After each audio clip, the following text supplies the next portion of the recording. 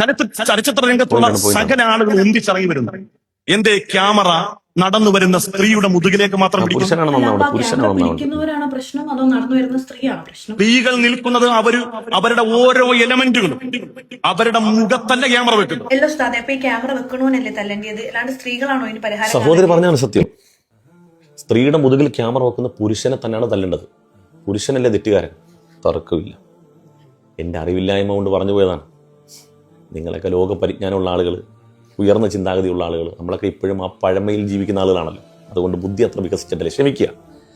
പ്രിയപ്പെട്ട സഹോദരി, പ്രശസ്ത നടി അന്നാരാജൻ്റെ പുതിയ പോസ്റ്റ് കണ്ടിരുന്നു. അവർ ഈ ആറ്റുകാൽ പൊങ്കാലൊക്കെ അവർ പങ്കെടുത്തു. അവർ നിവേദ്യം ഉണ്ടാക്കിയതും അവർ പ്രാർത്ഥിച്ചതൊന്നുമല്ല സോഷ്യൽ മീഡിയയിൽ കറങ്ങിയത്.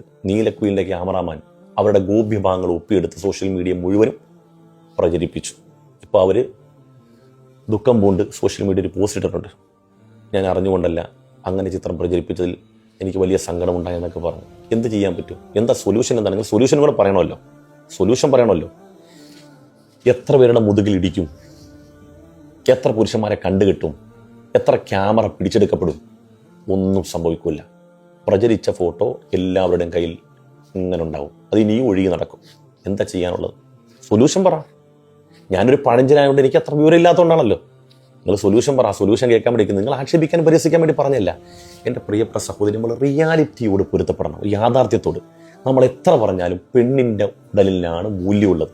പഴയ കാലത്തൊക്കെ നിങ്ങൾ കേട്ടിട്ടില്ല, നമ്മൾ രസകരമായിട്ടൊക്കെ ഇങ്ങനെ പറയാനുണ്ടല്ലോ, കൊളക്കടവിൽ ഒളിഞ്ഞു നോക്കാൻ പോകുന്ന ആരാ?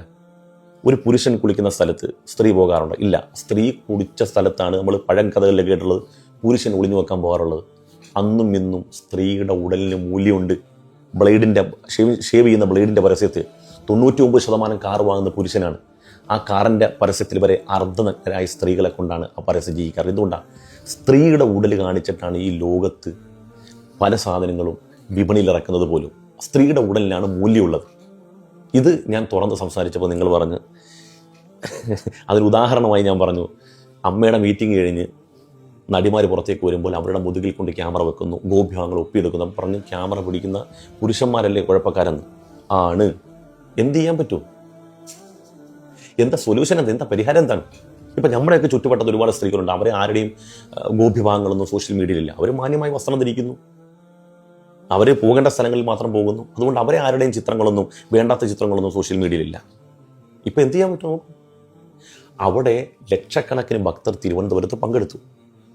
അവർ നിവേദ്യമുണ്ടാക്കുന്നതോ, അവർ ഭക്തിസാന്ദ്രമായ ഒരു സ്ഥലത്ത് അവർ പ്രാർത്ഥിക്കുന്നതോ ഇതൊന്നുമല്ല നീലക്കുയിൽ മീഡിയ ഒപ്പിയെടുത്തത്. മറിച്ച് പ്രശസ്തരായ നടിമാർ അവർ നിവേദ്യമുണ്ടാക്കാൻ വേണ്ടി ഒന്ന് കുനിയുന്ന സമയത്ത് അങ്ങേറ്റം അത് ചെയ്യുന്നത്, അഥവാ ഈ നിവേദ്യം ഉണ്ടാക്കുന്നവർക്കറിയാം ഇവർ ഈ ക്യാമറ എത്രത്തോളം താഴ്ത്തിക്കൊണ്ട് പോകുന്നവരെ അവർക്കറിയാം.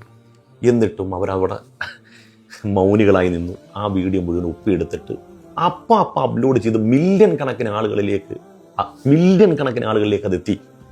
മില്യൺ കണക്കിന് വ്യൂസും ലക്ഷക്കണക്കിന് ഷെയറും ചെയ്യപ്പെട്ടു പോയി. എന്ത് പറയാനുണ്ട്? ആരോട് വേവലാതി പറയും?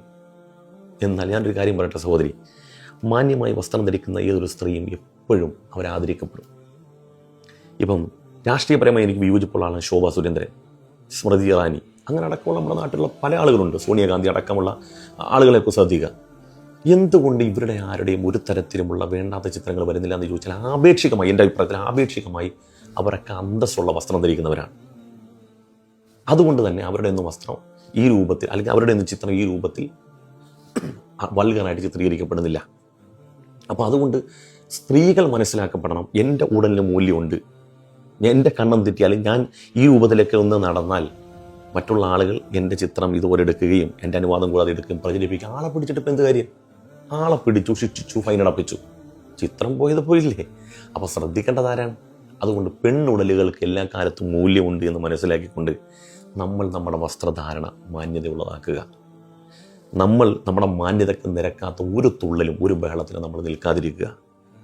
അത്രേ ഉള്ളൂ.